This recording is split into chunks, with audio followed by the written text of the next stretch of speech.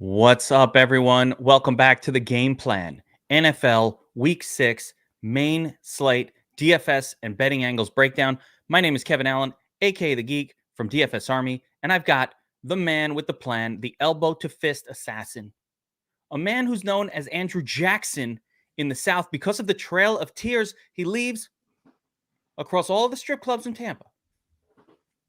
John Statsational Alessia, what's up, my man? Yeah, that's quite the intro. I spent a lot of time working on that one. Appreciate it. I appreciate it. You got to spend more time trying to win some contests. Probably right. Probably right. And as always, what do we do on the game plan? We go through the entire NFL Week 6 main slate from a betting angles and daily fantasy perspective. We're going to zero in on a core 4 of games that we think are the best games to build our lineups around this week. So we're excited to get into that. But before we do, we have to mention our sponsor, Owner's Box Fantasy. Owner's Box Fantasy allows you to play daily fantasy from a Superflex perspective. So it's a 2 QB system. It's basically very similar to all of the other salary cap style games, but it's a Superflex game. And I love Superflex, John. I love Superflex. I like 2 quarterbacks. You can build extra correlation. And you know the other great thing about Owner's Box is? I'm going to tell you. Overlay. Massive amounts of overlay every single week, guys. I've been telling you about this every week on the show. When a newer DFS site is coming up and they're trying to attract members, one of the things they do is they overlay their contest. They make the contest larger than what they can fill. So it's essentially free money in the contest. And these guys have been giving away $10 free entries to their big Sunday contest every week. Actually, if you go there now and you just sign up using the code in the description of this video, and you use promo code Drew9, you get a $10 entry. And chances are, if it keeps going the way it has, they'll send you another one during the week when the overlay is happening. So basically, you don't even need to put a credit card in. You don't need to make a deposit. You just go over there, sign up, and they give you $10 to play with. It's pretty cool. That's my kind of sponsor. I like free shit. I'll drive like 3 towns over if there's like something going on, some free shit going on. I'm like, I'll go. Are you the guy who drives way out of the way to get the cheaper gas? No, I don't do that with the gas. I don't do that with the gas, but I will tell you what I do. On Black Friday, back in the day, Staples used to give away all kinds of free shit at the store. It's like you come in, you get like an extension cord. It was all junk, like a calculator. My ass be getting up at 6 a.m. like, I'm going to Staples. Fucking get that free shit. Get some cheap ink for your printer. Like, yeah, I'll get some ink. Not you? You're not. No, that is not me. It probably should be like we should all probably not waste. I'm pretty good in certain areas. Like when it comes to sports betting, I'm like very strict in what I do. I don't waste. And then in my personal life, my regular life, it's like no one wastes more money than I do just on shit. Like I just, I don't care. Like I'm not shopping for the best price. I'm not doing any of that. I'm just doing what's convenient. Man, I'm the opposite. And by the way, on sports books, I'm like a lunatic for the deals. If there's a $5,000 risk-free bet on Caesars right now, which they have, like I'm doing the full $5,000 free bet. Like I always max out those free things that they give you. I think as a consumer, you've got to take advantage of that. These companies are bending over for all intents and purposes to get your business. So as long as you twist it to your own evil means, which is taking advantage of them, I want to put it back. They're trying to take advantage of me. No, I take advantage of you, motherfucker. You know what I do? I go to the coffee shop. They give you the free refill of the coffee. Man, I'll have fucking 5 cups of coffee. You don't work me. Well, there was the guy who took, there was the big story when you get these media stories that they don't really fully dive into the whole thing. But there was a guy in Atlantic City, I don't know if you remember, a few years ago, had taken the casinos for millions of dollars playing blackjack. What essentially he was doing was taking advantage of all of the perks that they give you. And he was getting the game. He was able to get them because he was such a high roller. He was able to get the game in his favor, and make million. And then of course they bitched about it when he took them for millions of dollars. It's funny, I know the syndicate guys with the MMA.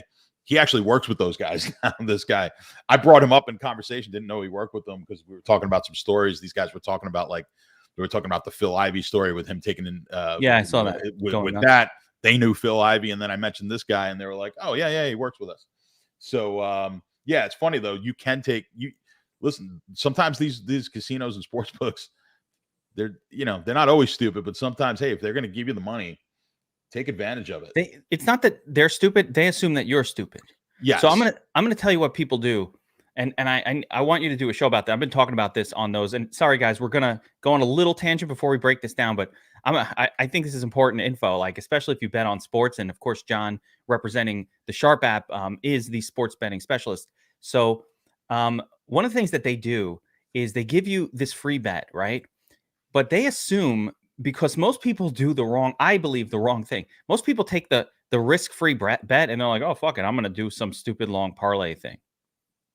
All right, I'm going to, since it's risk-free, I'm going to get silly with it, right? And then they lose that bet. Now, when they give you the money back, that money's locked in. You can't remove it from the site.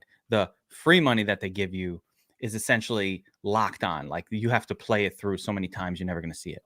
Or you really have to be an amazing bettor. But that locks you into their site and their system. So my feeling is, if you're going to offer me a $5,000 free bet, I'm not betting a plus 2,000 ridiculous thing. What I'm doing is I'm taking a 50-50 bet, or even better, I'm betting a minus 250 money line that can't lose, or that I don't think can lose. Like, I'm going to try to win the bet, a conservative bet. Let me turn the 5K into 7,500, pull my 5K out, play with their money, $2,500. That's how I do it. Yeah, well, just know how many round trips that they are forcing. Sometimes it's different, where you don't need to make that many round trips, and in that case, you're okay betting the long shot. But yeah, you're right. When it's like, you've got to bet that 1,000 times before you see it. Yeah, take the surer money and just be gone with it. You can do those promotions and wind up with $1,000 in 7 different sportsbooks accounts in your state, and of no cost. And that's the most amazing. This is what I'm saying. Like, people talk about, how do I build my bankroll? That's how you build a bankroll. Like, take advantage. And the same thing with Owner's Box. If they're giving you thousands and thousands of dollars worth of overlay and free entries into their contest, go in there and just take the free shit. It's easy. Anyway, all right, let's get into this. I'm excited about week 6. There's a couple of really, really interesting standout games, John. And also, it's a shorter week in terms of the number of games on the slate. We've got bye weeks. There's only 10 games on the main slate. So it's a really nice mix. And by the way, I want to also recommend this week, guys, play those afternoon contests, because you could really like MME that. It reminds me of the Thanksgiving slate. I think there's only 3 or 4 games in the afternoon. It's how many is it? It's 3. So it reminds me of a Thanksgiving slate, my favorite style of slate, 3-gamer. So we're going to be interested in that afternoon slate this week. But let's get right into it, John. Big game of the week in the core 4. We're going to start with the Chargers and the Ravens. And man, this is just really fresh in my mind. We're all just really recently off of that Lamar Jackson Monday night bonanza. The other bonanza last week was Justin Herbert. So we've got the 2 quarterbacks who lit up the scoreboard last week, taking each other on. Very exciting game. 52-point game total. 2.5-point spread for the Ravens. Watch this line, guys, because it is moving. It's moving fast. All right, I'm going to ask you, John. Let's talk betting angles. 2.5, 3 points. If you go to, it looks like points bet right now, you can get the 3. The rest of it is 2.5. Obviously, you want the +3 or the -2.5, depending on what side of the bet you are on. But tell me if this one stands out to you from a betting angles perspective. Yeah, I like Baltimore here in this game. So I don't know. I think the market's going to be. I'd have to look. I haven't checked it where the money is on this. I think it's going to be fairly split because of the reason you said. Or Yeah, I maybe like I'm the other wrong. side of Now the that I bet. look at it, now that I'm looking at it, if this data is correct, there's more money on the Chargers, so that makes me feel a little bit better. There you go. And I guess just because of how good they've looked, they scored a ton of points. They should not have won the game. Or I shouldn't say they shouldn't have won. They shouldn't have covered the game last week. I'm still a little upset about that because I did have Cleveland, but that game was unbelievable. They couldn't stop Cleveland, and that's a team. Cleveland. We've seen weeks where they couldn't do anything. Like they didn't do anything against Minnesota offensively, and then they go into the Chargers, who've been great defensively, and they just light up the scoreboard. So this is going to be an interesting one. I don't know what to expect as far as the total goes. I can understand why, obviously, this is going to be one of the core four plays, especially when you look at the other games. But I'm not sure right now which way I'm leaning. Let me look at let me look at the stacks. I've got the sheet on not on stacks, on the rankings, like how teams are doing against against each position. And where do I have this game? So I have this game. I have the running back situation for the Chargers. Obviously, is coming up green here for me on my spreadsheet. That's where that looks like the sweet spot. Baltimore is actually you can just not play any of their running backs at this point. I mean, they just don't do anything. They get 100 yards a game, which of course stopped on Monday. Yeah, night. you don't. There's no running back. Yeah, there's no running back on Baltimore that's playable at all. It's the only running back that's viable is Lamar Jackson. You cannot play those guys. So I have them ranked. This was my third, right? So I mean, it makes the core four. This is my third best stackable game of the week. So that's where I've got it DFS from a DFS standpoint. Yeah, I mean, you can see here on the power ranking sheet, Chargers looking to potentially throw for as many as 335 yards.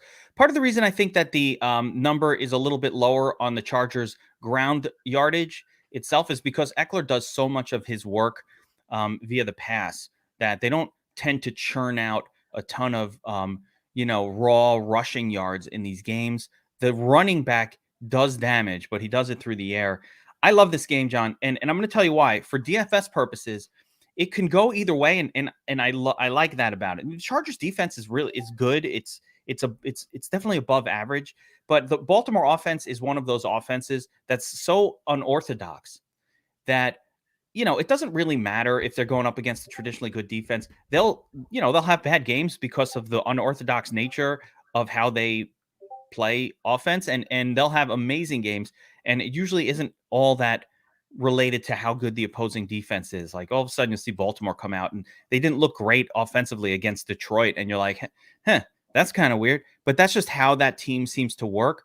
After last week's offensive juggernaut explosion for both of these teams, though, I think that Baltimore is a false defense that we assume is good, but it really isn't that good. They haven't been able to stop the run particularly well, as you could see here with the numbers, and they haven't been that great against the pass. So like, there's nothing about the Ravens right now that tells me, oh my God, I can't play offenses against them. And I actually think the Chargers are the better defense in this game, but because the Ravens are so unorthodox on offense, it doesn't matter. They could still put up 35, 40. I definitely like the Chargers side of this game across the board, but I love this game for stacking.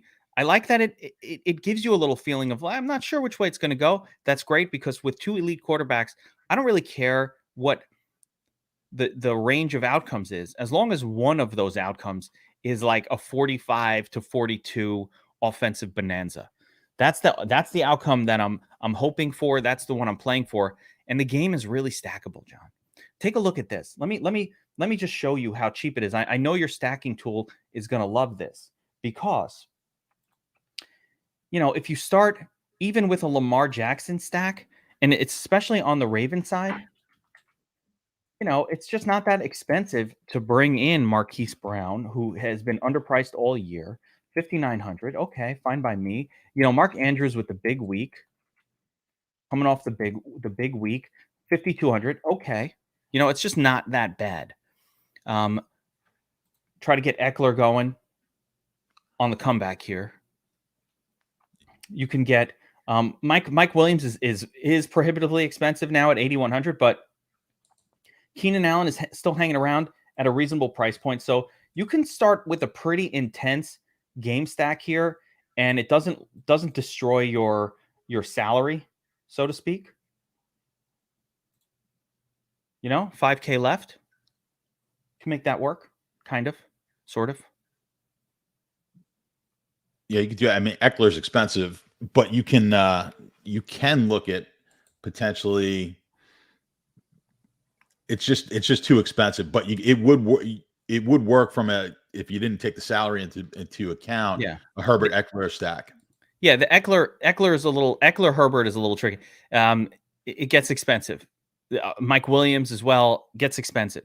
You can't play Eckler and Williams together in the same lineup. It's the cost. There's no one thing about this week is there is not salary relief available that I've found. I still, it's still early, but I haven't found a ton of salary relief like these 4K Kadarius Toney style plays. There's not that much of that that you're going to be excited to play. But I think overall it's a very stackable game, John. And I think all sides of it, like I said, you just go through the names. The only thing I would fully avoid are the weird running back dilemmas of the Ravens. But beyond that, Marquise Brown, Rashad Bateman might be back for this game or might make his debut here for this game, which is mildly interesting. Beyond that, though, of course, Williams, Keenan Allen, Austin Eckler, the whole thing. So this is my second favorite game on the slate to stack up. Yeah, it's interesting. The Chargers have been one of the best teams against quarterbacks, fantasy-wise, but this is a different type of quarterback.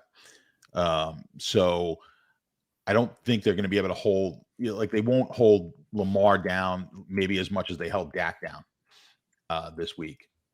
That's exactly what I'm saying. Like, normally I don't play teams against the Chargers, but just Lamar plays the role really differently. So I don't think it matters. Remember a couple of years ago when Lamar just torched a Patriots defense that was stopping everybody, like no one was doing anything. But the way they run this offense is just so unorthodox that like a traditionally good defense is not an automatic avoid when you're talking about the Ravens. What they need to do and what they've done successfully is when they get in that, and they've been in that situation a lot this year because they've not played great on the whole, but they've gotten themselves in the hole and come out of it. And a lot of that is because I think that's how Jackson plays his best, right? Jackson is not a traditional quarterback. He's not a drop back, read the defense, dump. This isn't Brady where he's going to pick out the right receiver before it happens. He needs to play a more hectic type of style. When he's running around and making plays, he's as good as anybody. Like that, I don't want to see Lamar Jackson sit in the pocket and try to find the open receiver or throw the ball in a tight window. I want to see him run and make plays when he's running and throwing the ball first. Now, I didn't like to see him running last week down those runs at the goal line when he's fumbling the ball and all that sort of thing. And we talk about this all the time with these type of guys. I don't want to see these guys taking hits. Right. So I just want to see him run like a Mahomes does, where Mahomes runs and throws. Lamar's got maybe not the same arm ability of a Mahomes, but he has that ability. Obviously, he threw for 400 plus yards to do. That's his game. So they need to play a hectic style, get to the line. I would play that hurry up offense with him way more often than they do. I think that's when they're at their best. He's almost toying with the league. He's in there trying to be a pocket quarterback. I can see it. He stands there. There are like the last few games of what I've observed, especially early in that game with Lamar as well, is he's actively trying and being taught to stay in the pocket. And like they're trying to teach him to be this pocket quarterback. Like, oh, you have to be able to sit back. So I can see him purposefully not taking off when he normally would. Sit in the pocket, open lanes in front of him. He's still sitting there kind of waiting, taking a long time in the pocket. He has a very unusual pocket presence because when he's trying to be the pocket, he just stands there. He does not even move around. He'll stand in one spot, kind of just bouncing a little bit. And I think when the game starts to get out of control, then he's like, all right, let me throw that out. Let me do my thing. And that's when the goodness happens with Lamar. And that's why I like this game, because I do think that the Chargers can take a big lead early, and then Lamar has to abandon that whole bullshit that he's trying to do. He did it last year for a lot of the year too, where the Ravens were good enough defensively to keep them in games, and then you'd get these 20-3 wins because he really wasn't running around. He's like, I don't care. We're winning the game anyway with defense. So when the Ravens can't win it with defense, that's when that offense unleashes. And when he's unleashed, my goodness, right? 49 fantasy points last week. So I really love that one for fantasy purposes, but it's got to be a ping pong. So it's got to be a game stack for me. It's only working if it's working on both sides. If it's just one side, it's not really happening. This has to be a both sides. So perfect game stack scenario for me. All right, let's move on to the next game of the core four. We've got the Chiefs taking on Washington in Washington. Best game of the week, 55.5 point total, 6.5 point spread. Not that big of a spread. Not that big, 6.5. John, betting angles. We can still get the Chiefs less than 7 points out. I'm not going to have a play on this, but boy, it sure looks like they're trying to suck you into taking the Chiefs with that 6.5 point line. That's sort of what that line's telling me. And I don't think this line's moved much at all this week. Actually, it opened up 5.5. It's been 6.5 and then sitting there. So, I would be a little leery about taking Kansas City in this spot. There's something wrong here with Kansas City. Obviously the defense, but we'll see. I mean, they've played a tough schedule. Maybe they just come out and roll Washington. This Washington defense has been absolutely atrocious, which is unbelievable considering this was the defense that we were figuring, was going to give up like 14 points a game and dominate. And they just needed, if we can remember back 6 weeks ago, Ryan Fitzpatrick was going to be the safe, like they were going to win the NFC East. This team can't stop anybody, which, hey, for what we do, fantastic, right? Fine, so we're liking that. Let me just look. They are one of the worst teams right now against quarterbacks. You're playing the team that has the highest scoring quarterback against the competition that they've played so far, which is Mahomes, right? So this is a very scary game for the number is defense. Offensive passing minus defensive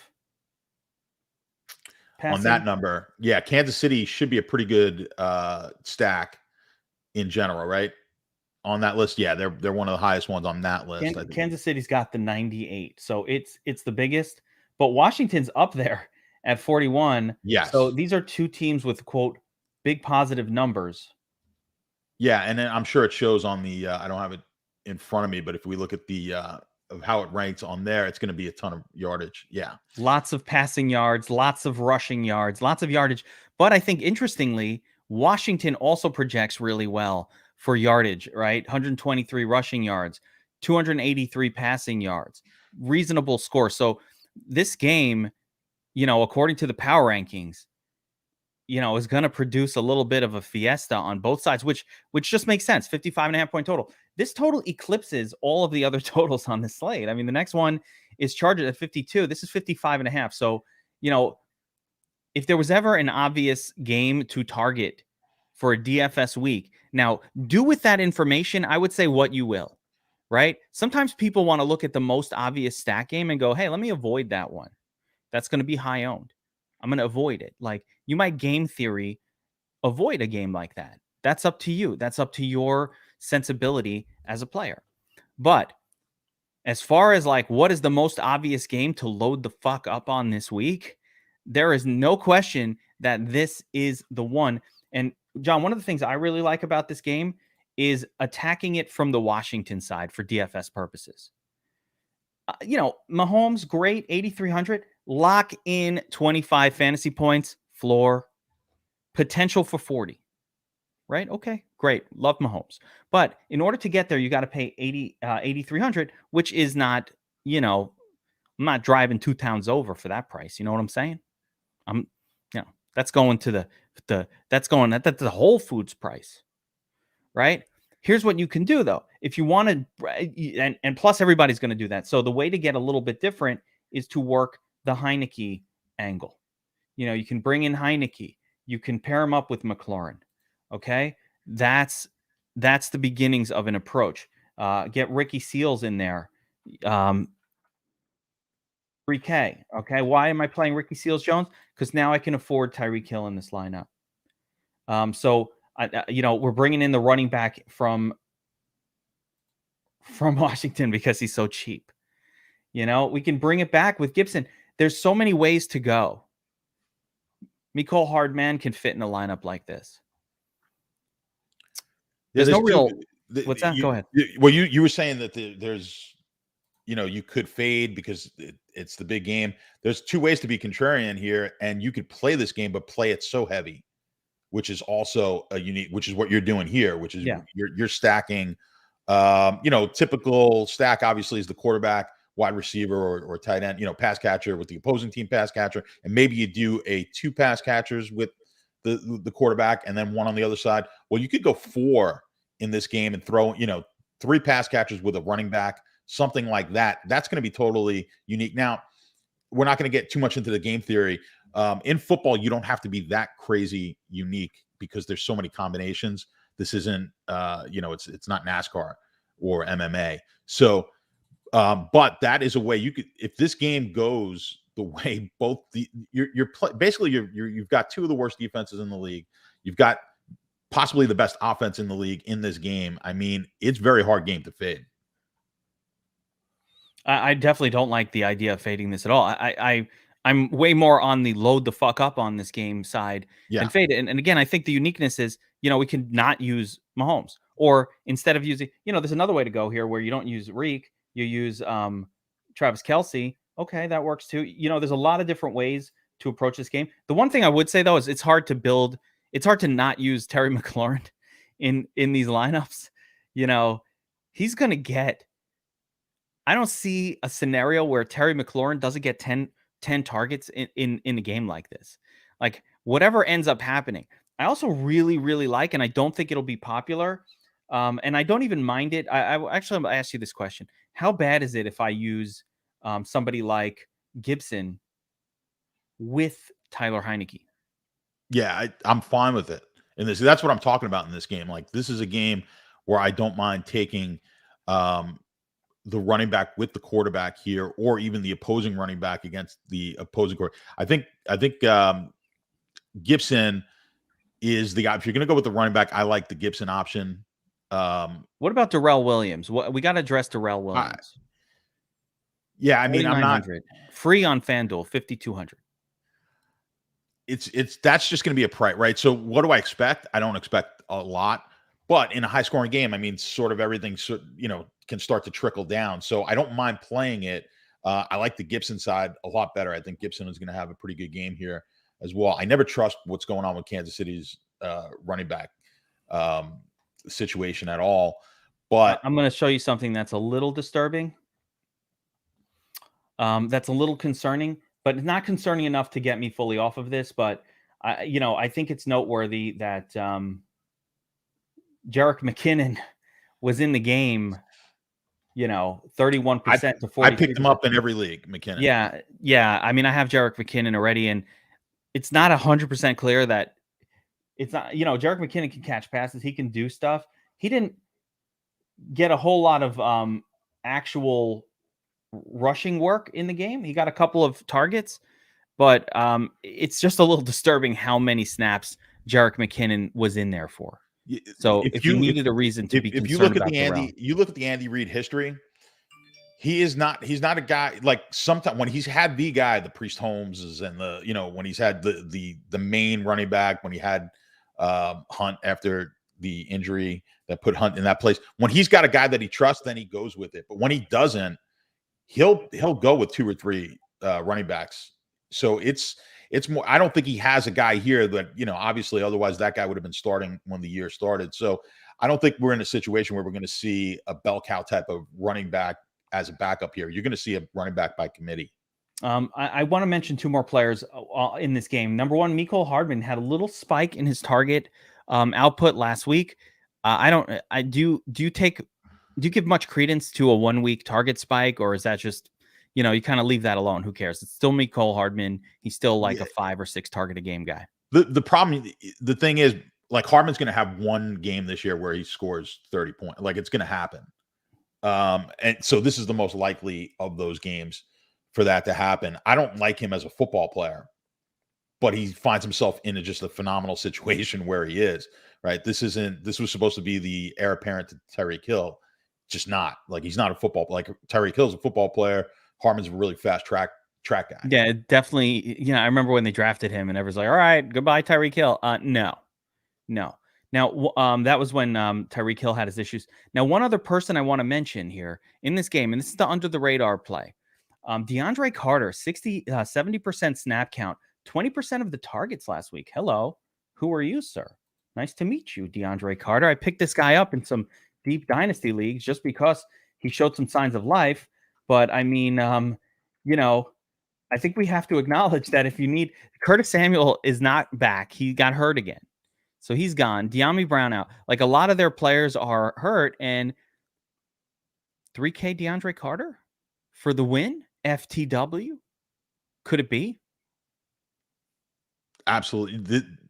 When you have these games, I prefer the punt plays being part of my big stacks, because, like, if the reason I'm stacking that game is because I feel like there's going to be a ton of points, and when you have that, some random scrub goes off, and he doesn't need, right? So he doesn't need to score 30 at 3,000. He just needs to be part of it. You'll see it sometimes where the guy. So think of it this way. Let's say Tyreek Hill. Let's say you play him with Hill. And this has happened to lineups to me. I forget what it was a few weeks ago. I think, a matter of fact, it was a Kansas City one where I came really close in a big GPP.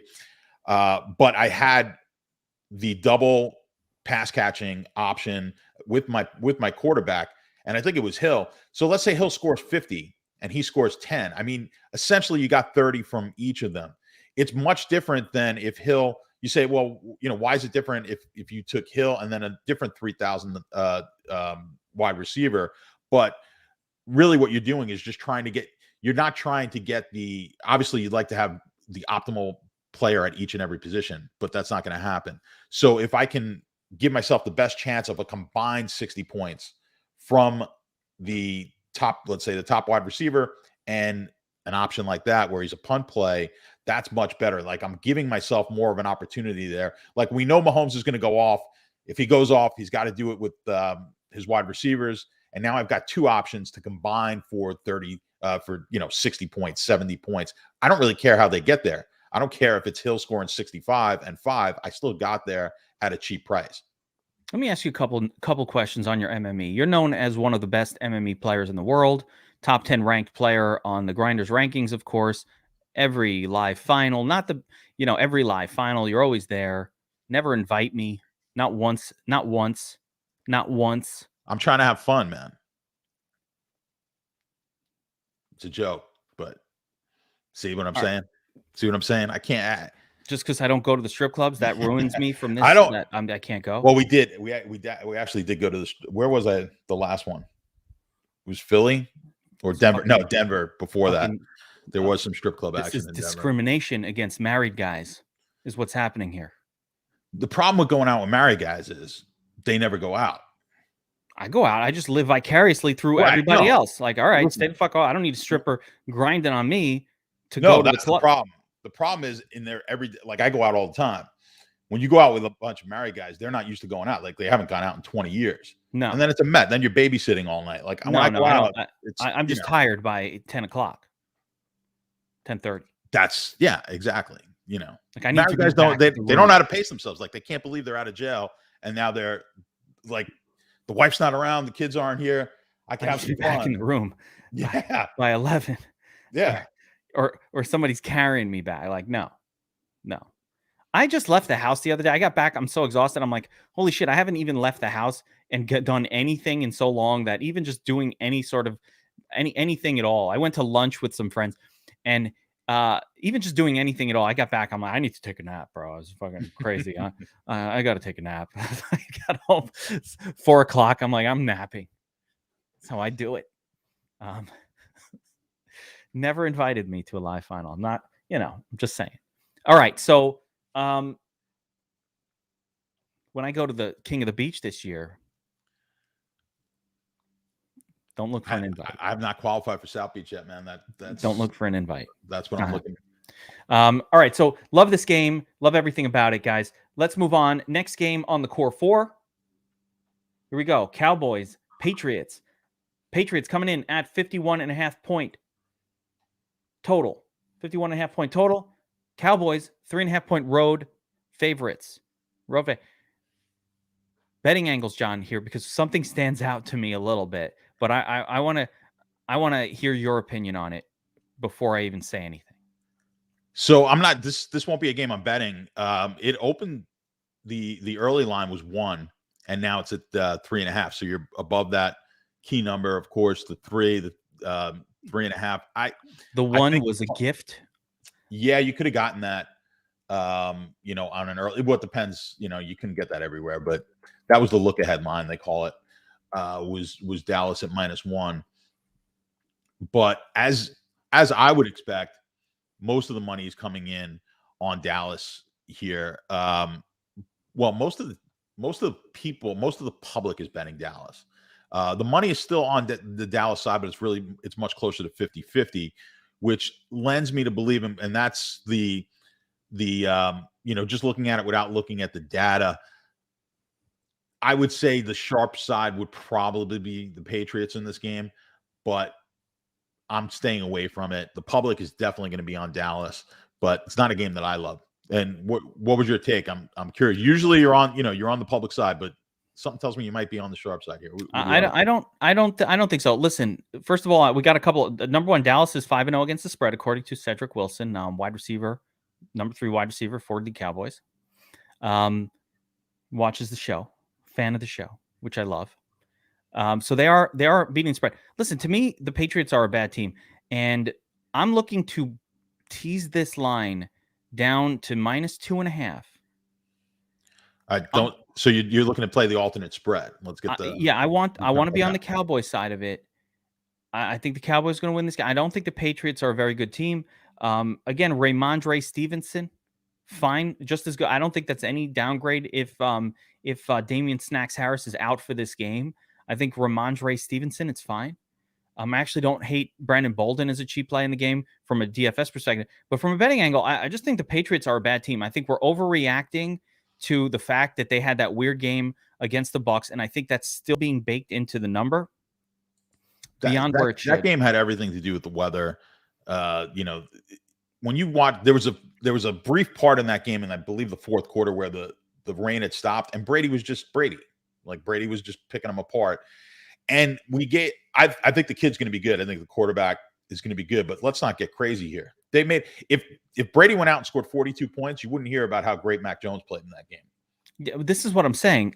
For the Cowboys are good defensively.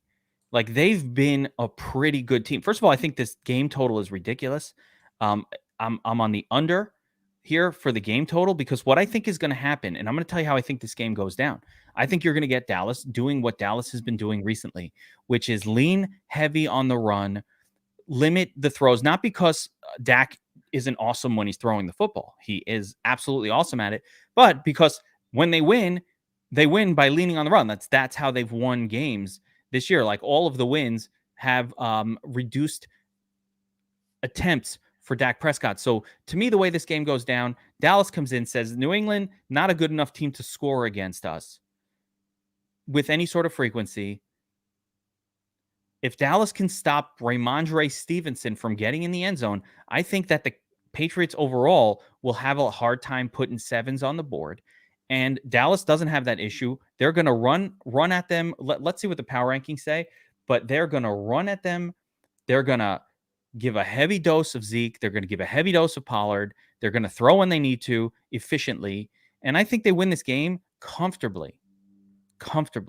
Now, I still want to tease it under that 3.5. I want to get down to 2 or 3. I don't like that half point. It's not fun for me. I hate losing by 3. But I mean, 183 yards projected rushing, John. 183 yards. That's a lot of fucking yardage, dude. Yeah, what scares me on the power rankings from a betting standpoint is just as big a disparity as it is on my rankings. Like, again, I'm not always going to be close to what the Vegas number is. But when it's that big of a difference, something's off, and it's worrying me about the Dallas side of this game. I'm telling you, I get that. So your concern is this looks just too obvious. I don't give a shit about that. I'm going to play the obvious one. And to me, does it look too obvious? It stood out to me. I'm like, what the fuck is this line? And I think it's the Patriots bias. I think there's an inherent bias for the Patriots in these lines. Listen, did I lose the bet that I made on Tampa -6.5? Yes, I did. I lost that bet. I admit it. I'm here. I'm just a guy talking to a bunch of people out there admitting that I lost the bet on Tampa destroying the Patriots 2 weeks ago. Like, yeah, that happened. You're a big man. I am. I admit not it. Not literally, but no. Yeah. I'm 5'7" crew. Me and Kyler Murray, we fucking like that. But as far as this game goes, I don't care if it's too obvious. Dallas is a better team. I think they're a better defense. I think they're a much better offense. I think they have Zeke Elliott versus Ramondre Stevenson. I think they've got Amari Cooper and CeeDee Lamb versus, Jacoby Lawford Myers and Nelson Aguilar. Like, they've got Trey Diggs on defense. The Patriots, they lost their best cornerback this offseason. Everything to me says they got a rookie quarterback there. This is just an offline. I think Dallas not just outright wins this game. I think they could put a beating on the Patriots here. And I'm all about it. I'm all about it. I don't care. It's too obvious. I want to be on the obvious side of the bet. From DFS, though, I'm worried about stacking this game. It's not a game I'm in love with. No, not a stack game, because I actually think that Dallas is going to lean on the run. I agree with you. I think the clear path to victory for the Cowboys is Zeke, Pollard, Zeke. So I'm worried about the pass catchers from the Dallas side. I do think the Patriots will have to throw. So if you want to get on the law firm, Jacoby and Myers, call 1-888-888-LAWYER. 1-888-LAWYER, LAWYERS. Leave off the last S for savings. Come on, man. I don't know if everyone's going to know that. For savings, barely got a smirk. Leave off the last S for savings, bro. I got it. That's 1-800-mattress. But I was looking at statistics. I'm trying to do my job here, man. I was looking up some stats here while you were saying. I don't think most people are going to remember the 1-800-mattress commercial. Do they remember? Call 1-888-LAWYERS, LAWYERS, Jacoby Myers. If you're unemployed and you're home all day watching daytime television, probably, yeah. Yeah, I watch a lot of what do you call that? Jerry Springer back in the day. Yeah, a lot of lawyer commercials in those. Yeah. I was on a flight with, actually, you talk about the live finals, when I went out a couple of years ago to LA for, I believe it was the FanDuel NBA, and I was on the flight with Jerry Springer. Really? Yeah, well, he lives down here. He's in Sarasota, so we were on a flight out to LA together. I'm more surprised you bumped into him on the flight than in the local Tampa strip clubs. That's where I imagine Jerry Springer hangs out on the regular. Yeah, it's a big misnomer. I really don't go to a lot of strip clubs. But Don't ruin the mystique, man. Don't ruin the mystique. I pop into maybe the local place over here, but just for the cocktails, they make a really nice cocktail. When you go into the local strip club, it's like the song from Cheers comes on. It's like, where everybody knows your name. And like, hey John, hey everyone. You got to play it right when you're in there. I don't go in. Listen, no, you're like a local. You're like, you go sit. I hang out at the bar. I know the bartender. You go sit with the owner. You're like, hey, what's going on? They don't. Yeah, I know. That's the best way to be. I know what's up. I've heard what's up. I don't actually know. I've heard. No, you wouldn't know. All right. So before we get to the last game on the core four guys, John has been giving out. I don't know if you know this. John has been giving out his free bet of the day over on the Sharp app for the last, since it launched for about a month and a half. John, you were on a 12-0 winning streak. I think it just came to an end. You back on your winning ways? No, we just came to an end, but hey, it was going to go. Can only go so far, but it's been money. We've started in like August with this. It's been absolute fire, and a lot of them are money line dogs. So with MLB. So we're getting off MLB now, obviously, as the season's winding down. But now we got NHL. We'll see how we do there. I had a huge dog last night. Didn't come through in the NHL. But we're playing these big dogs. And if you play them smartly, like if you understand the bankroll management, go watch in the app. I assume everybody here has downloaded the Sharp app by now. But if you go into the Sharp app, there's a Sharp Academy. Just look at the bankroll management. I'll tell you how to play these big dogs. People are so scared to play big underdogs on a money line. Quite frankly, a lot of people are scared to play dogs with a point spread. But with the money line, people are afraid to do it. But if you're betting it properly, you're betting a dog, a plus 200 dog, you're getting 2-1. You're betting, you need to bet half to win one unit. A unit. You're trying to win a unit. You're not trying, you're not betting a unit. You're putting yourself at too much risk. I see people do this all the time. Like in MMA, you're going to get it a lot, right? You might like a guy at plus 350 in MMA. You don't expect him to win, but you think he's got a good chance, a better chance than what the odds are saying, but you don't expect him to win. But if you're firing one unit at those plays, you're gonna put your bankroll at risk. You play it for a third of a unit, or something comparable to that. You're trying to win a unit. Use the very simple to win one unit calculation, and it changes everything, because now everything you're doing is around winning a unit on a game. And the same works for the minus 200. If you're coming in to win a unit, so that automatically adjusts your unit size exactly kind of how it should be for each of these bets. So words of wisdom from a great sports bettor, guys. If you haven't downloaded the Sharp app, please do so. It's free. It's free. It's got comparative odds. We just added in all the player props in the Game Center. So when you're doing your fantasy football, your daily fantasy research, you have this free app, and I was just on it like right before this. When I was prepping for this, you know what I did, John? First, I went to the DraftKings Sportsbook, and I got to fucking search forever to find every prop, and it's very annoying. So on the Sharp app, you can go into the Game Center, and it gives you just the props for that game. And so now I can really, when I have a player, I'm like, hey, what is Darrell Williams? I was literally looking the shit up right before this thing. I was like, what's Darrell Williams prop for yardage? I just going to get a sense of it.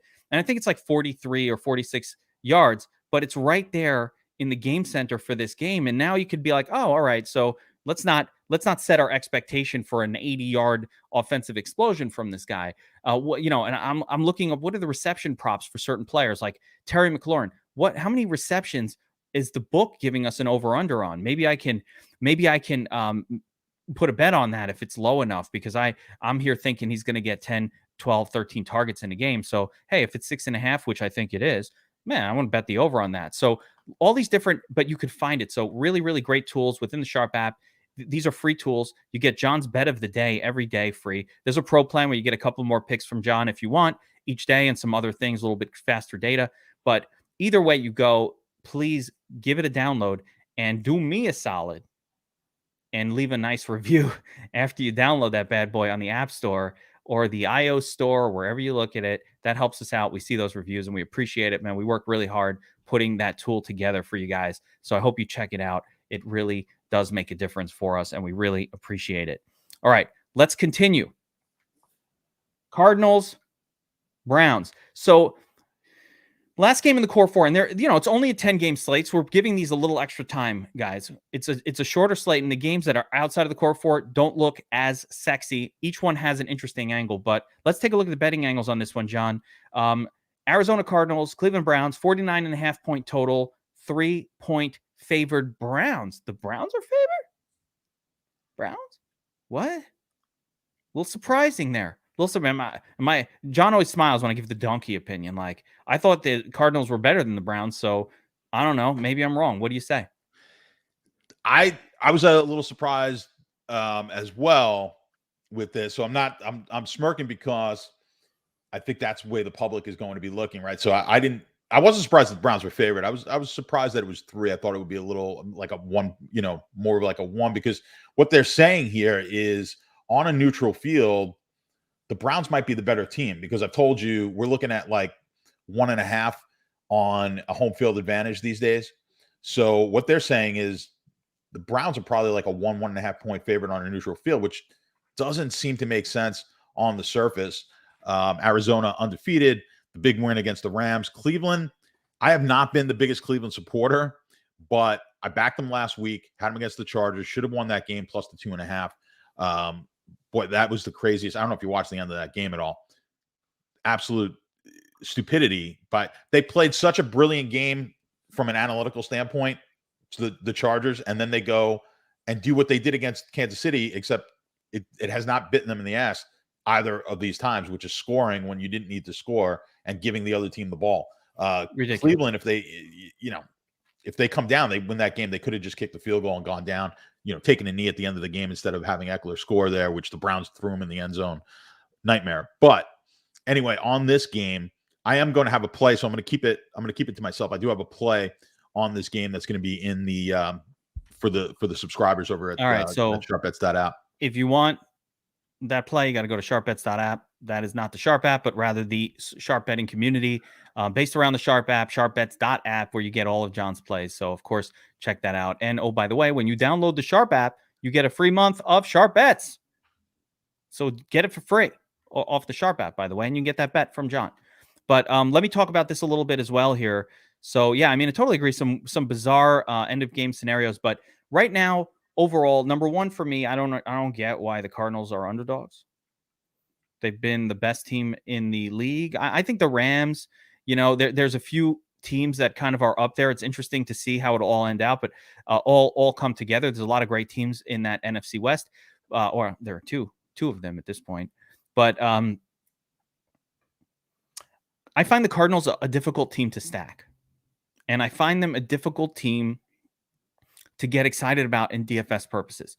Somebody was showing me a naked Kyler lineup earlier today, and I kind of said, I'm cool with that because number one, DeAndre Hopkins is massively overpriced for his role on the team. He's a 7 to 9 targets guy, and he's priced like a 10 to 14 targets guy. So that doesn't sit well with me at all. That's just, I'm not down with that, right? So that's number one, hard to stack him. Browns are also hard to stack, right? Who the fuck you want? Odell Beckham Jr.? Odell's popping in our projection system this week, but that's just because his price came down. The reality is he's not, Odell hasn't done anything this year. They throw in Donovan Peoples-Jones, Rashard Higgins, got David Njoku starring in the game last week. I don't know who the hell on the Cleveland side is going to catch passes. If you take a look at the power rankings, they don't stand out anywhere in this game. Arizona, 88 yards rushing. That's fine. Cleveland. The only thing that stands out is Cleveland's rushing yards, but you want to guess between Hunt and Chubb, who's going to get the work. Again, I'm not a play Kareem Hunt guy. I don't do that. 6K, not getting enough work. And Chubb is so dependent. He looked amazing last week, and I get it, but he's so dependent on those touchdowns and crossing 100 yards that it's really, really challenging with no passing game work for Chubb. He's also priced not like a guy who is only a yardage and touchdowns back. He's priced with more well-rounded 70, 80% of the touches guys. So everything about this game, these are two teams that I actually rarely get much involvement with in DFS. And John, I want to throw it over to you. You're an MME master. What do you do in a game like this where it's kind of a little weird? It's not that easy to stack. You don't know who to pair up with Kyler Murray. Cleveland side, like the pass catchers, dog shit, and the running backs, usually a little also tricky to know which one is going to get the production. What do you do with this?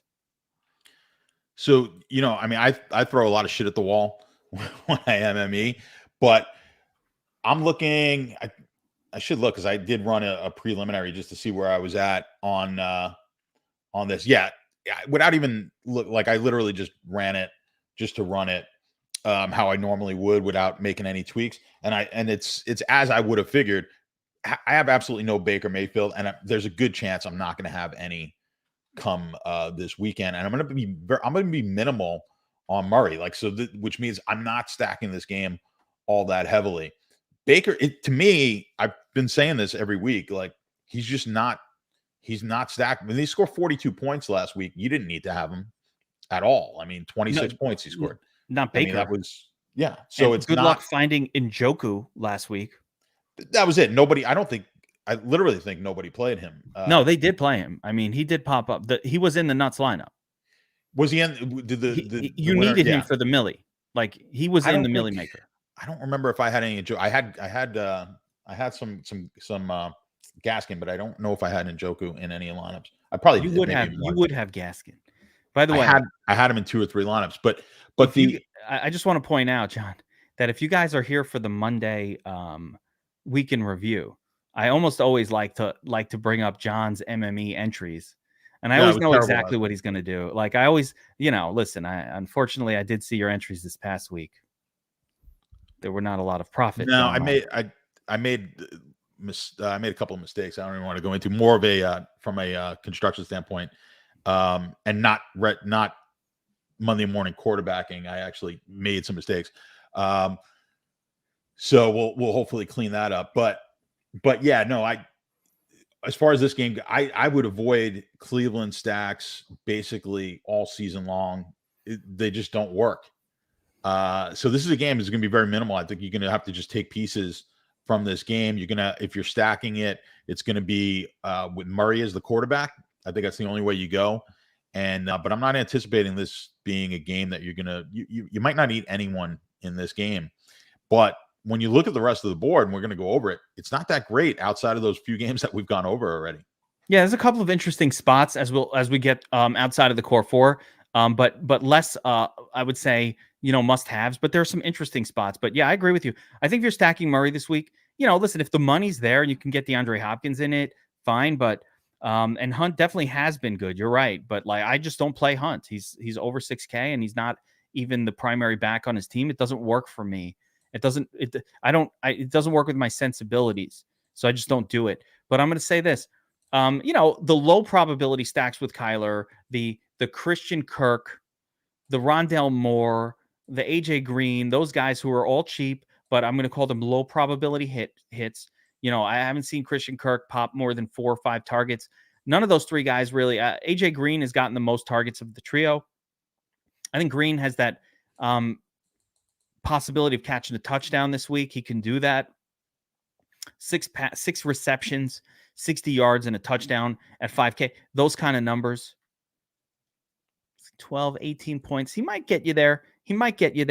I don't think he's crossing 100 yards. So, and you could have a Connor, situation where he's vulturing touchdowns. So, and with Hopkins, it's not about playing better or worse. It's just that they're not throwing to him as often because they're spreading the football on that team.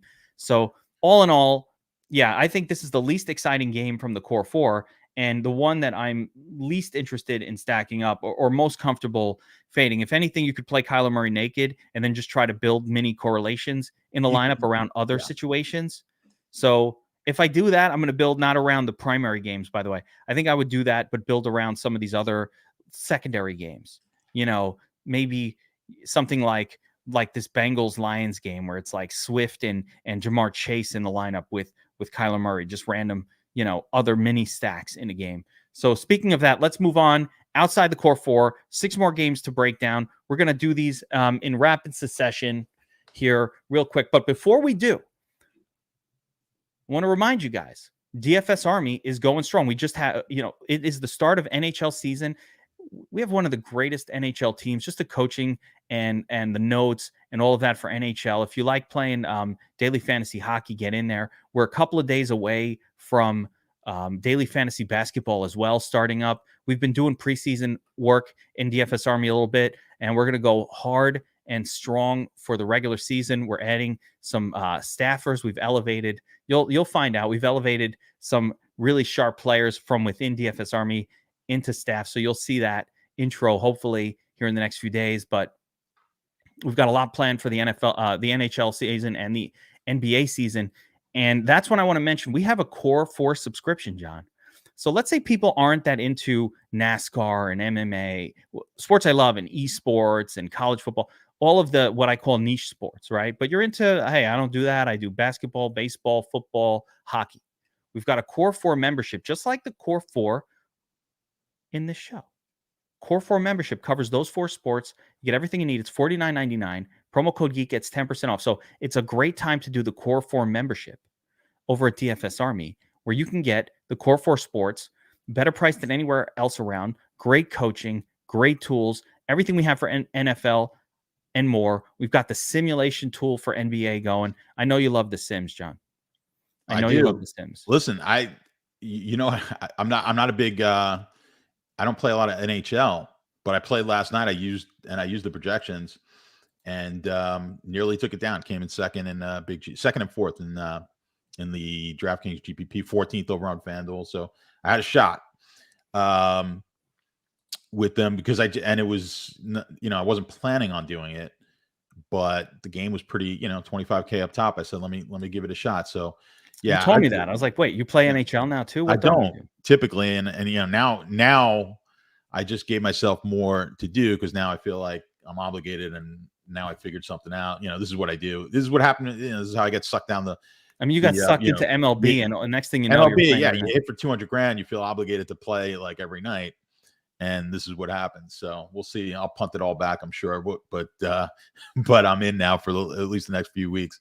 Buffo, I'm not going to say a membership is worth it, but I'm going to tell you how to do it. Okay, I'm not going to say a membership is really worth it if you're just putting in kind of a small dollar lineup every week in NFL. You can watch the show. You can get a pretty good feel for what's going on. But I will say this. We have a little tab right up here that says free offer, right? And I'm going to click it. I rarely do this on the show. I'm going to click it. So we give you a free month of DFS Army when you do any of these deals. You sign up for Super Draft, Prize Picks, Owner's Box, Thrive, Rotoballer, No House Advantage, any of these sites. You get a free month of DFS Army when you sign up. So all I would say is don't give us the $50, $60 that we charge for a month, whatever subscription plan you do. Don't even I don't want it. Do one of these deals. Go sign up at Super Draft. Use this code. Follow the instructions here. You got to actually let us know that you did it and email us a screenshot, whatever.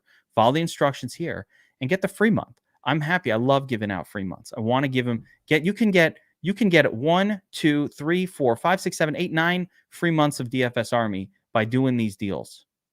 And we always add new ones. I have a few new ones we're going to be adding. But do these deals instead. Get the free months. Save the $70. Instead, use the $70 in your Super Picks, your Prize Picks, or your Super Draft account, in your Underdog account. Play it. You know what I'm saying? I don't want your money, bro. Do the deals. Do the free deals. Especially if you're not a big bankroll guy. Do the free. If you're not playing on, Owner's Box already, Buffo, where they're giving you the free $10 to play and then another free what are you doing? Especially if you're a small bankroll person. Imagine you win one of those and all of a sudden $10 turns into, $5,000 or $10,000. Now you have a bankroll for the rest of your life. You just hit once and you're good forever. Do these free deals. That's what I say. If the funds aren't there, I don't want anybody to spend money ever that they don't have. And I don't think it's worth, signing up for a subscription to any site if you're playing $20 a week. It's just you're never going to make back the cost of the subscription. And we have a show like this that's free. Like and subscribe, do all of that. We appreciate it. But if you want to do the free deal, learn some more, it's right there for you, right up here. And we're very happy. We don't look at people who do the free offer. Oh, you suck. You did a free offer. No, we're like, yeah, do that. Please do that. Those sites will compensate us for your month. We're good. We're good. There we go. Anyway, what the hell were we talking about? Okay. Of course, I clicked away from my odds table to show you that, and that was never a great idea. So let me go right back to what I was doing there. All right, so we are off of the core four, and now we're looking at the rest of the games on the slate. John, first up, we've got the Packers at the Bears. The Bears, 44.5-point total, 5-point spread. Does not stand out as a great DFS game, but I think there might be some betting angles here. 5-point favored Packers on the road. What do you do with this? Divisional road favorites. Aaron Rodgers is dominated. I don't have the number in front of me. I should look it up, but he's dominated the Bears in his career as far as wins and covering the spread. Not going to have a play on it, but you would think the lean would be on Green Bay. Now, I'll note it. I've noted it in the rankings, which you're looking at now, is again, that Green Bay first game. This is just the raw data put in very bite-sized, edible form for you to look at. Now, this has them as a 3-point favorite, and that is including that awful performance on the opening weekend against New Orleans. Now, I know a lot of people want to just throw that game out, but the game happened, right? Now, maybe Rodgers wasn't ready for that game. I don't know what the excuse was, but I don't totally throw it out, but I don't say, I would say, yeah, there might have been a little something to the game. Like Green Bay is not maybe as good as a lot of people think they are, but they're certainly not as bad as they looked in that game. That said, the Bears, I mean, I don't know what to expect from them with the kid at quarterback. Offensively, they just have not looked good at all. All of a sudden, the defense is playing much better. This just looks like a game. This defense now, from a fantasy, let's talk about DFS. They've been one of the best defenses against quarterbacks. They've been one of the best defenses against running backs and tight ends, right? So in this game, with Rodgers going, and when I include that New Orleans game, he's been average. Their running backs have actually been the better part of this team for Green Bay. So I just think it's an interesting matchup. I don't, it's not one that I love as far as game stacking, but I don't think there's going to be a lot of points scored in this game at all. No, I have a couple of angles here. Number one, on the packet. First of all, the Bears defense is good. They are legit. Let's be real, and let's be aware of that. A couple of angles for me on this game, John. Number one, we have not seen Fields need to throw yet, and I'm excited and curious to see what happens when he can throw. Packers secondary is not very good. So, this is a scary, horrific number of 100 yards projected passing. They haven't been throwing. They've been leaning on the run. Even with Montgomery out last week, they were just defense, run it, don't let the quarterback fuck it up. That was the whole game plan from Chicago. I don't think you'll be able to really do that here. But if the Packers get off to a bit of a lead, I'm curious to see what happens when Fields is forced to throw a little bit. So I'm excited. I'm interested in it. And obviously Allen Robinson's salary has come down massively, and it's now like almost free, and Darnell Mooney and the whole thing. So for crazy ass tournaments, I still don't mind going back to Fields. I know I said it last week. It didn't work, but I'll go right back to it. At some point, he's going to have to throw and run and do things that score fantasy points. There's no way a quarterback like that should be scoring 8 to 12 fantasy points a week. It's just bananas. It's actually bananas. On the Packers side, I think there's only one player that interests me every week, and it's Davante Adams. I don't think this is a Davante Adams goes off week per se. I don't think it's like last week, I basically went all in on Davante Adams. I tried to have him in every lineup that I made. This week, I don't really feel that need. There are other wide receivers on the slate that look really interesting for a little bit less. And this game is probably going to be slow moving. Again, the Bears want to slow the game down, and the Packers are very, very obliged to slow a game down as well. Aaron Rodgers is notorious for snapping the ball with 1 second left every fucking play because he likes to read that defense. So between those two scenarios, it's not a really sexy game for DFS, but there's a little bit of like alternate options just in case between sort of that one slim scenario of what happens if Fields throws the football and he looks good like he did in the preseason, and holy shit, we were off of it. Let's not forget Matt Mills threw for 3 touchdowns last week at almost no salary and didn't break the slate because no one played him, but like had anybody played him, that would have been in pretty good shape. And then, Packers, it's a no for me on the whole offense. It's a no. It's a no.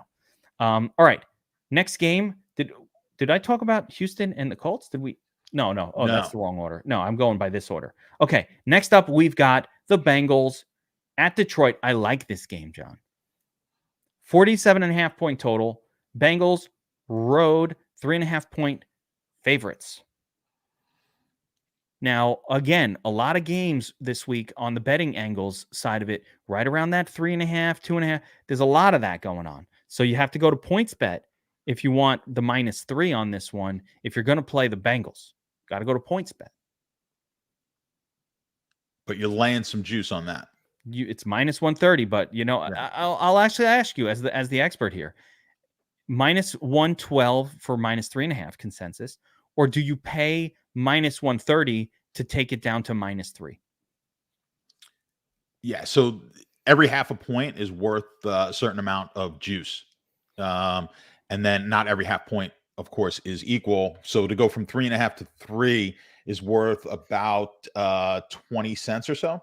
Well, there you you're have right it. in that ballpark there. Yeah, it's so right it's there. Really, It's going to be what your preference is. I tend to just rather lay less juice personally. I think most people just err on the side of like, I'd rather win the game. I look at the long term, like if it's equal, if it's minus 130, minus 110, which is about equal, I just play the minus 110. I'd rather not eat the juice. Just personal preference. But it has to be for you. It has to be a value to move down. Right. So I'm just looking at numbers, like, Yeah. And any betting angles here for you on this game overall? There's no play for me here. I think if I had a side to lean on, it would be Cincinnati. We've talked about Detroit at all. I mean, a bunch about how they seem to look different. This Detroit team they're playing hard. They like the coach.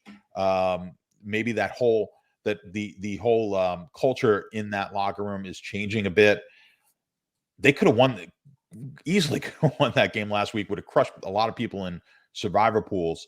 But they just left just a little bit too much time, and they gave up a 50 some odd yard field goal. But give them credit for coming back in that game where they really were getting dominated the whole game, but the defense played well. Is that a product of Minnesota, who's now had a couple of bad games here? They had the bad game against offensively against Cleveland, now a bad offensive game, not a great offensive game against Detroit. I think possibly. If I bring the numbers up, basically what my numbers are saying as far as DFS is we're looking at the wide receivers for Cincinnati to do fairly well, and that really means Chase, right? He's been the guy there, but the running backs for both teams should do well. So this looks like, just by me looking at the numbers quickly here, you can stack this game. Absolutely. I think I actually like this game better than that core 4 game that we had. What was the game that the Cleveland one? This is better than that game. I like this game. Yeah, I like this game a little bit better. So as Alan Isley was asking earlier about quarterbacks and potential, who do we play? This is a game where I agree. I know Jared Goff, man. Let's not go crazy. But on the Bengals side, there's some angles here that are interesting for DFS. I totally agree. Number one, the game being a close one. And I agree with you. Samaje Perine might be out this week, which means that for the Bengals, we probably get potentially a heavy dose of Mixon, assuming he's healthy.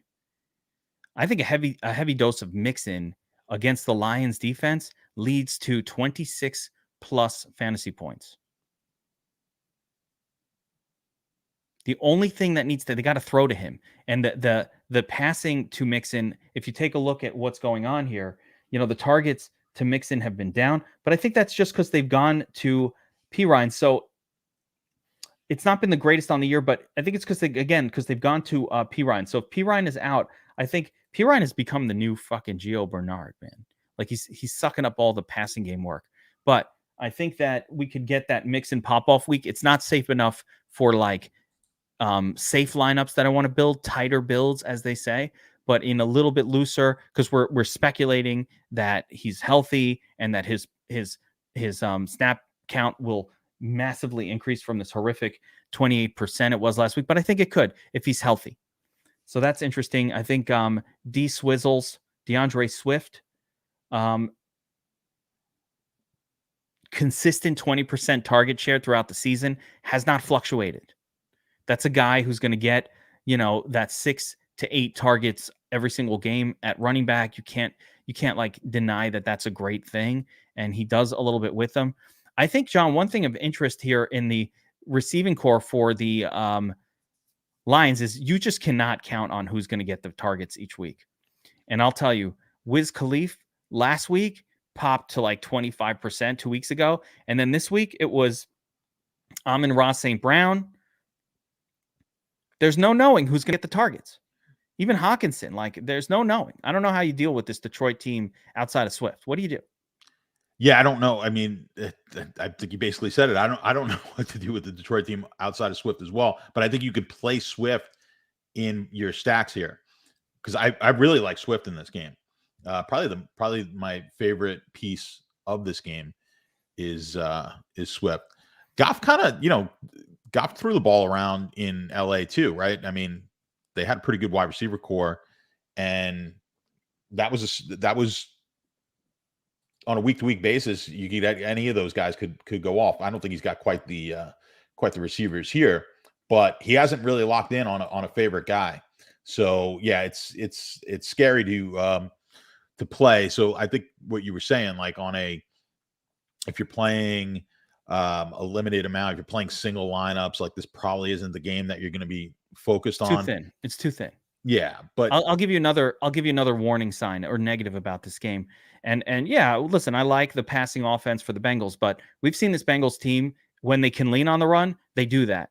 And you're talking about, so I like teams that are going up against like Tampa, where they can't lean on the runs, they're going to throw a lot.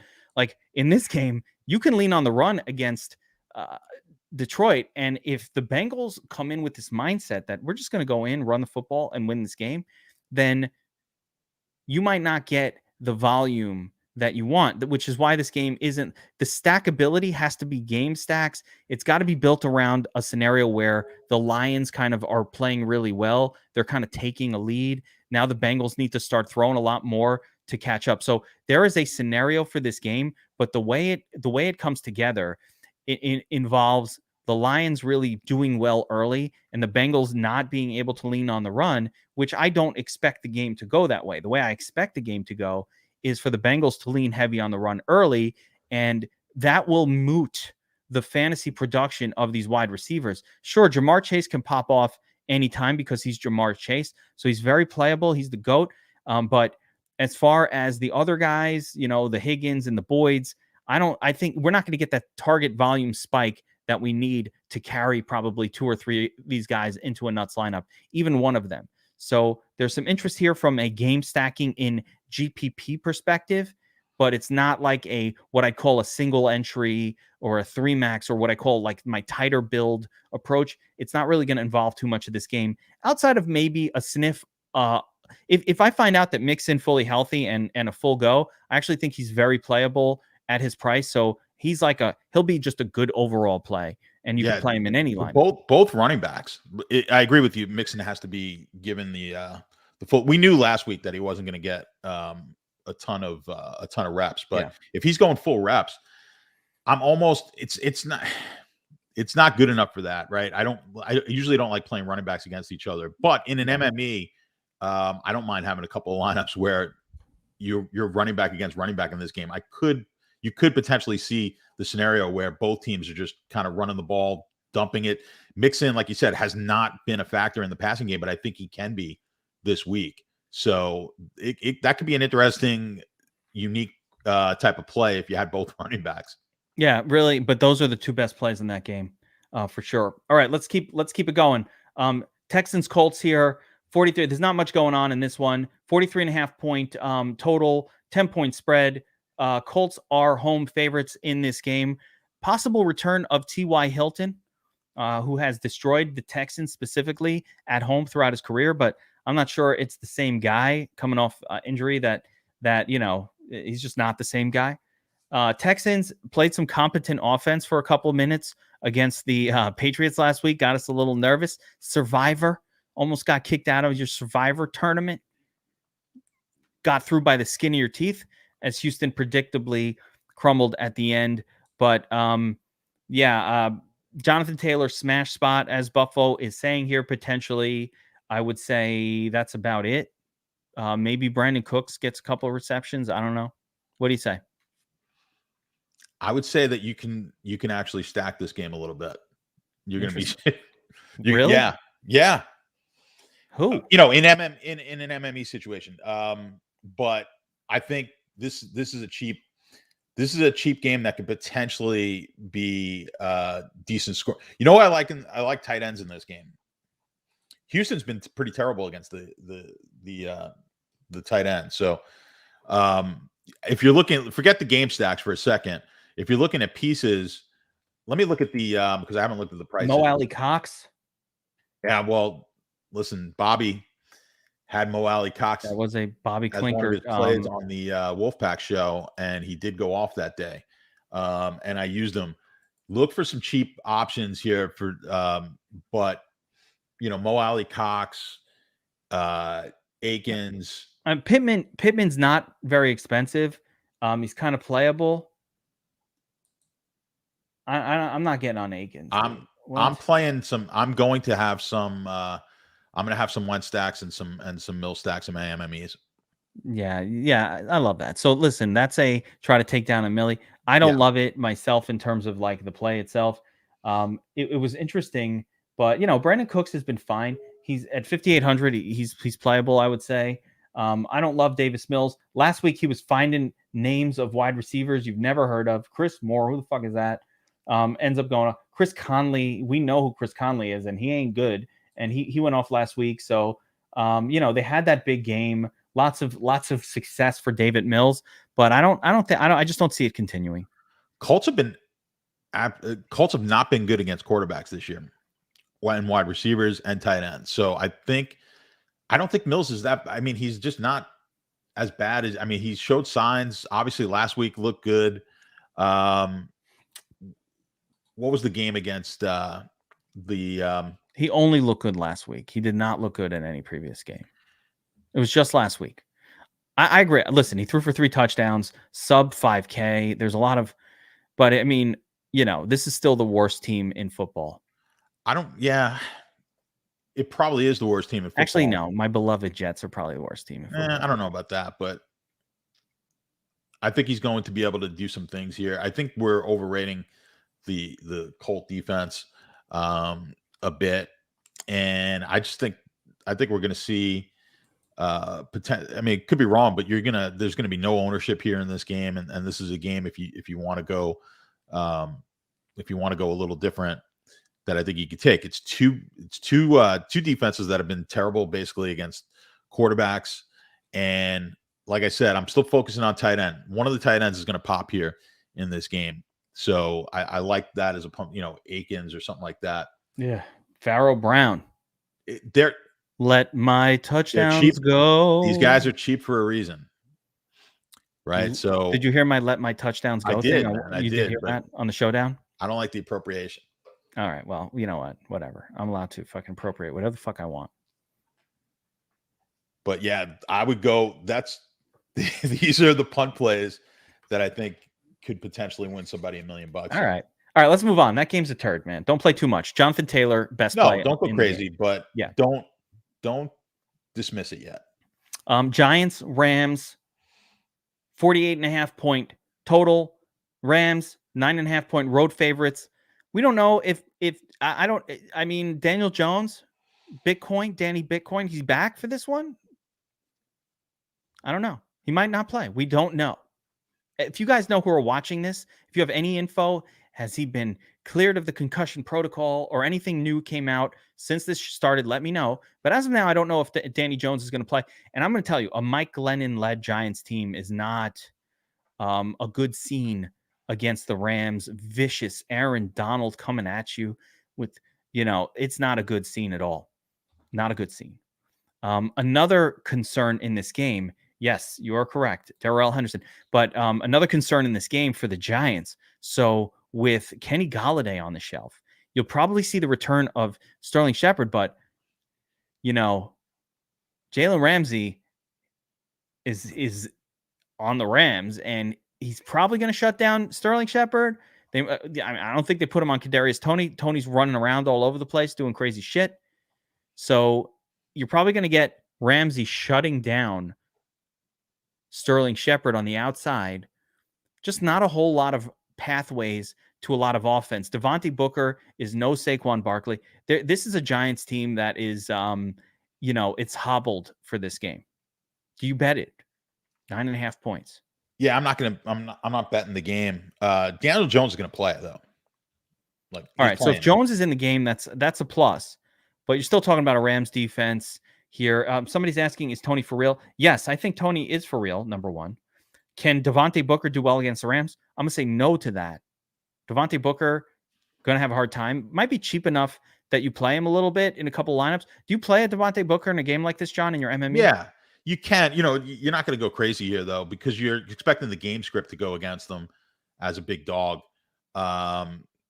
But yeah, in MME, certainly you'll have a few pieces of it. But I like, we don't like to target too much these big spreads because of game script, and we don't know, team goes up by a lot, and then they kind of, they take the air out of the ball.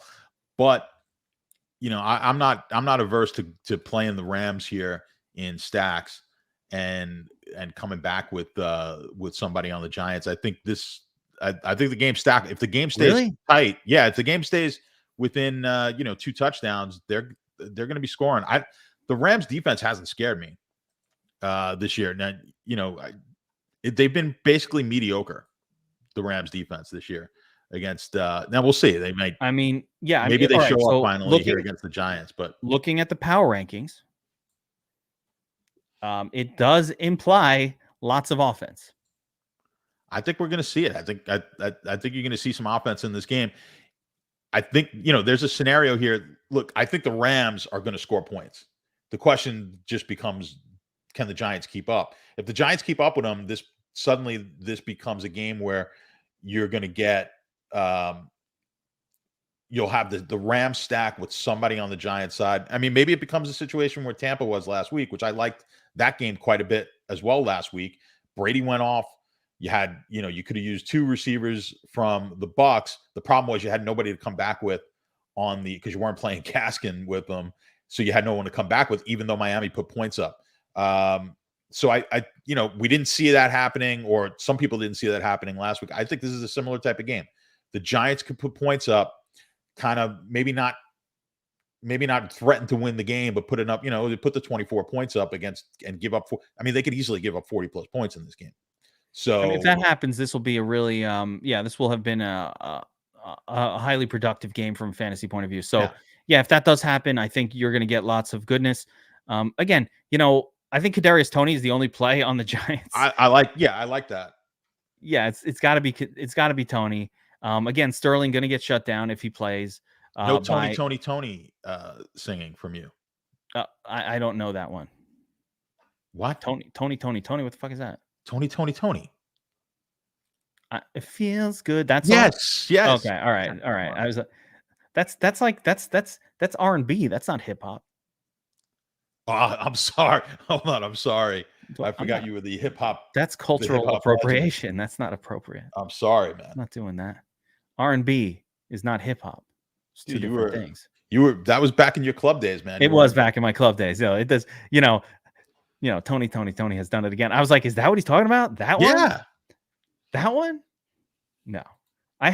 Listen, I left off a lot of raps. There's from this episode, because I had I'm just saying there has been a lot of opportunity, especially in that Detroit Bengals game. I got a few guys that I have little songs about. Gary Brightwell is not someone to be concerned with. He's a tiny little man. This is not like a size of a running back that could ever actually be a threat to be a real running back in the NFL. I think he's 180 pounds. So he's a pass catcher. Brightwell could get in there, but it's going to be Devontae Booker show for the most part for the Giants. And if you think that the game will be competitive, I don't like the massive underdog running back scenario, and I don't like Devontae Booker. He's just not good. But overall, he's cheap enough. I'm actually curious as to what his salary is. It's 5,400. Here we go. Yeah. Stop that. What is he? 5,400? Yeah. Yeah. Fuck that. Yeah. No, that's a no. But they got blown out last week, and he had a big week. So yeah, I like Darrell Henderson in this game. He's my favorite play in the game. So that's the way I think we go here in this one. All right, let's keep it going. Next game up. Do we have any more? Yeah, Vikings, Panthers. This is a game I actually really like as well. This could have made a core 4, except it's a 45.5 point total, and Vikings 1.5 point road favorites here. Both running backs, not sure what's going to happen. McCaffrey, maybe get a half-ass effort from him. Same thing with Dalvin Cook, maybe. And if we do, might get just a half-ass effort from him. Don't like it. I don't like it. Passing game, DJ Moore, There's no one on the Vikings to stop DJ Moore. They don't have that kind of a cornerback on their team. There's no one of that style that could really slow him down.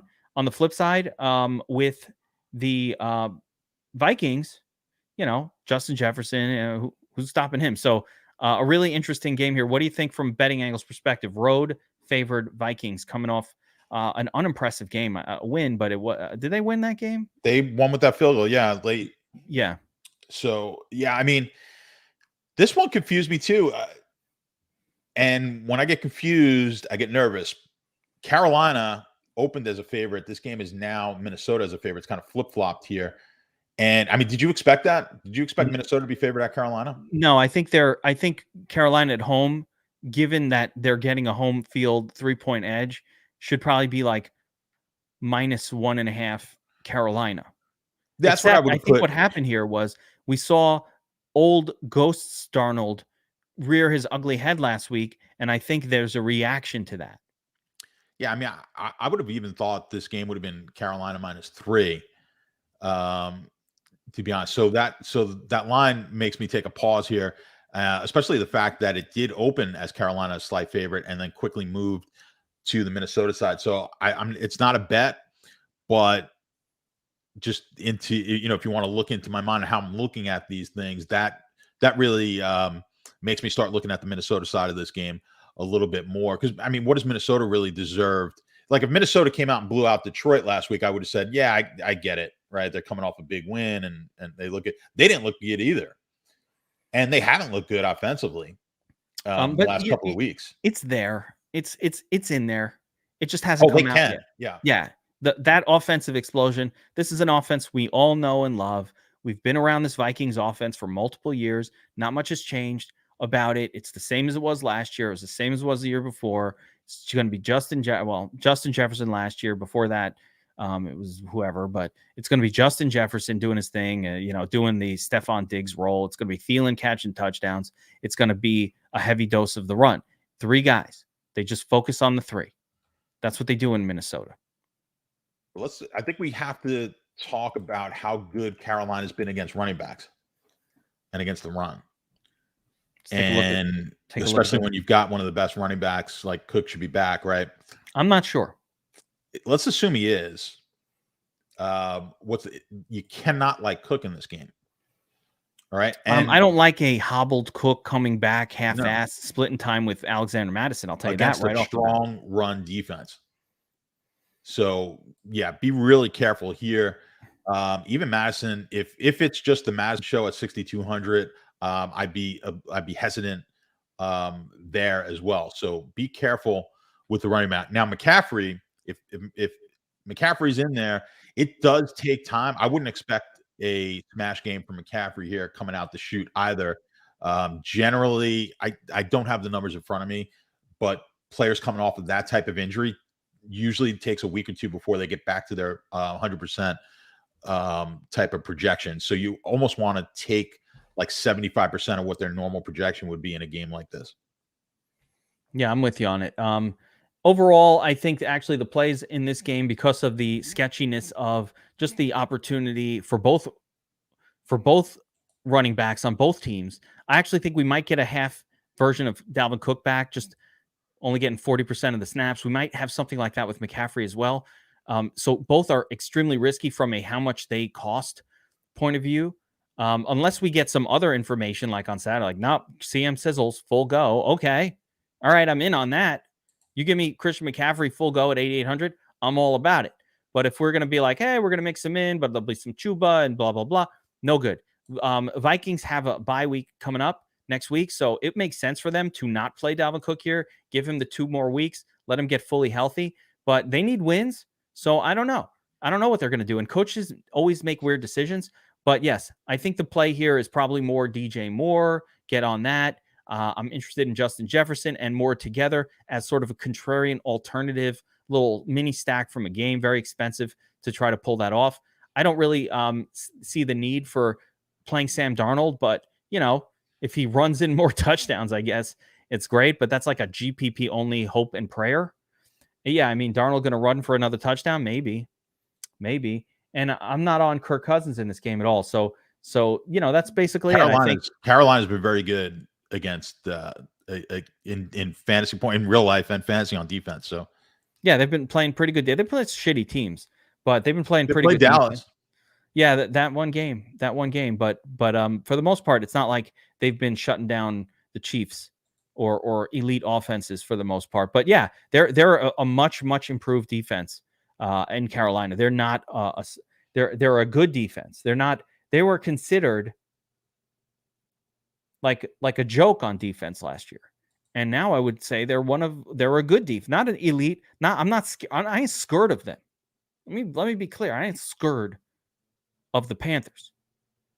I'm not scared of them, but they're pretty good. They're fine. Like, I'm not going to not play players because they're playing the Panthers, but they're fine. All right. Another game. I'm actually interested in this game, John. It's a low total game. I usually don't get on low total games, but I'm interested in this one. It's going to be the Raiders taking on the Broncos. And we're going to go through it brief as I have a hard stop coming up pretty soon. But Raiders taking on the Broncos, 44.5 point total, 3.5 point spread. And just a couple of angles on this game. The Raiders, Chucky's gone, emails, the coach. I don't give a shit about any of that. I don't think it affects them in the slightest. So if you hear any narratives about the team in disarray and the coach and blah, blah, blah, none of it. It does not matter. The team doesn't give a shit. The players don't give a shit about that. They're like, hey, I got work to do. I'm here to win. And so the team will continue as it was. So all of that narrative stuff, throw it out the window. Now, with that being said,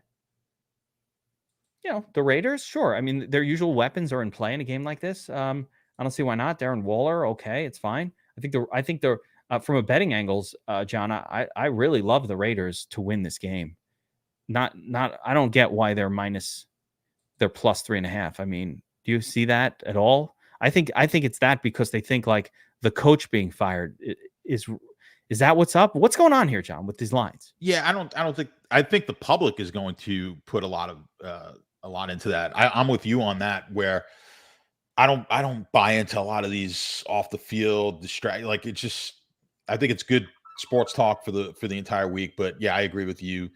The team, I mean, you're not, you've got the coaching staff still there. That was there. You've got your coordinators and your position coaches. Not much is going to change. I know Gruden is, a pretty hands-on type of guy, but I think they'll be fine. No better, no worse here after that. Now, the look ahead line on that game was like, was 2.5. Yeah, it was 2.5 Denver. And you can get it all the way up to 4 right now. I do think there's value there on the Raiders side. I mean, I think these are two middle of the pack teams, right? The Raiders aren't as good as the start that they got off to. Neither's Denver. Denver played a pretty weak schedule to start the season. But from a DFS standpoint, I'm not seeing what you're seeing. It seems like you like this game a little bit. No, I just think you could play a couple of spots here. I really like the Raiders to win the game. And I don't think anybody's going to play Waller. I think Courtland Sutton has a little bit of appeal. There's nobody on the Raiders I just think it's a good GPP angle because no one's going to be on it. Where, like, Courtland Sutton did it last week out of nowhere. He got you like 30 points. Like, oh, who? Courtland Sutton? Okay. Courtland Sutton is that guy, and he can get you there every week. And Darren Waller, everybody's gonna be sucked into Kelsey, rightfully so, which leaves Waller under owned. So it's more of a GPP leverage scenario in tournaments than anything else. And you could see a little bit. You could see like a Hank Ruggs deep pass, something like that. No one will be on it. So there's just a couple of leverage spots in a game like this where, some of these players from the Raiders, for example, and from the Broncos don't need a lot of volume to get you there. And so, I don't think I'm going to play a ton of Ruggs, but I don't think I'll play very much of Waller either, to be quite honest. But I don't mind letting Courtland Sutton sneak his way into some lineups here because he does have that ability to pop off on occasion. I do agree with you there. It's just leverage because no one's going to touch it. Yeah. And there are some spots that could go off under the radar. MME only. Sutton would probably be my I like that even better than the Waller. Yeah. I agree. But Waller, if Kelsey, the problem with Waller is you've got to play him. He not only has to pop off, he has to pop off when Kelsey doesn't pop off. So he has to outscore Travis Kelsey. It could happen, but you're asking for quite an interesting and slim scenario that, if they both go off, you didn't get any leverage and it didn't matter anyway. It's only that slim scenario when one pops off. So it's thin, but that's how you win the Millie Maker, these thin scenarios. All right, last game. Did we talk about Cowboys Patriots already? Yes. Yes, there is no last game. That was it. That will do it for the game plan. NFL Week 6, guys. Remember, as always, to check out our sponsor, Owner's Box Fantasy, 1 week daily fantasy sports. Use promo code Drew9. You got to use the link in the description below and promo code Drew9. That allows you to get on their platform for free. You don't have to put in a credit card, no deposit, no nothing. They will put $10 in your account. You can play it this week. Promo code Drew9. It's great. Why wouldn't you do that? It's free, right? Do that. Number 2, make sure you check out our sponsor, Sharp App, where you can get John's free bet of the day every single day. He's smashing. Compare odds, track your bets, get the Sharp Academy training course. It's all free on the app. You can get props for every single game in the most beautifully organized format. It's much easier to use than having to go to sportsbooks to check it. You can use that for your fantasy football decisions. You can use that for your daily fantasy decisions. And of course, you can use it for betting decisions if you're in a legal betting state. So please download the Sharp app. It's so easy. You just type in sharp.app. You get to the website, click on the thing. You go to your iOS store. You go to your Android store. You type in Sharp app. Very simple. It's going to pop right up. You just hit install. It's easy stuff, guys. It is a free app. You probably answer way more than I do, but I get people ask me questions like start-sit questions. You can use the props. I'm going to start directing people. I'm going to say, download the app and then just do the calculations between the two players. I think we're going to build that tool on the app. Yeah, I've talked about that because it's part of what I actually do in my own DFS stuff. And that would be an amazing tool. So I've thought of it too, and I totally agree with you. Just a very simple start-sit tool where you can compare two players real quick, and we can use their props as our guide. We can also just use our projection model as a guide. It basically works the same, but we can do that. So look for tools like that to continuously populate. What we do is we constantly come up with ideas for cool shit that we would want, and then we build it and put it on the app so everybody can enjoy it too. Hopefully what we want to use, everything that's on that app now, it's shit that we wanted. We're like, hey, I want to have this. I want this line movement chart. I want this. I want that. I want the handles. All the stuff that we want, we're putting on there for you guys. All we ask is that you download it and check it out for free. It's not hard. Good stuff. So, and of course, get signed up for DFS Army. There's no better time for the Core 4 membership with MLB, NHL, NBA, and NFL all happening simultaneously. No one does what we do for the price that we do it. The Core 4 is $49.99 a month. Go try to sign up anywhere else for those 4 sports. You're going to pay, $80, $100. You're going to pay $60 for each, $70, $80 per sport with an optimizer, projections, chat with pros, cheat sheets, everything that you need to smash in daily fantasy. Daily fantasy.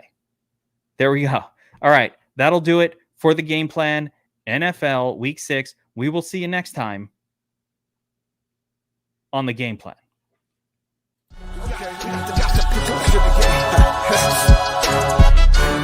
Got the best coaches in the game, we really ain't playing. We regroup up in the Slack chat where the coaches debrief. We be piecing these puzzles, occupy the chunk of the pie.